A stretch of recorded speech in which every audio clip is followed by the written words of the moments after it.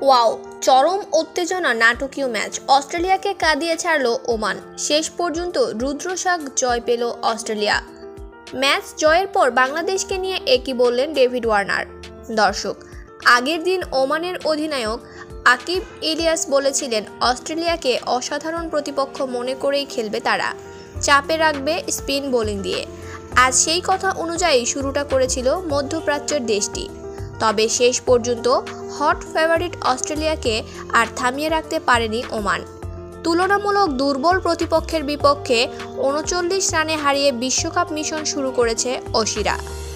আজ বৃহস্পতিবার সকালে বাংলাদেশ সময় বার্বাডোজের ব্রিজটাউনে জয়ের জন্য ওমানে লক্ষ্য ছিল ১৬৫ রানের। শেষ দিকে কিছুটা লড়াই করে মধ্যপ্রাচ্যের দেশটি তুলতে পেরেছে ৯ উইকেটে ১২৫ রান। এদিকে ম্যাচ জয়ের পর ডেভিড ওয়ার্নার বললেন, বাংলাদেশ আয়ারল্যান্ডের থেকে হাজার হাজার গুণ ভালো দল। বাংলাদেশের খেলা আমার অনেক পছন্দ, তবে তারা বর্তমানে ফর্মে নেই।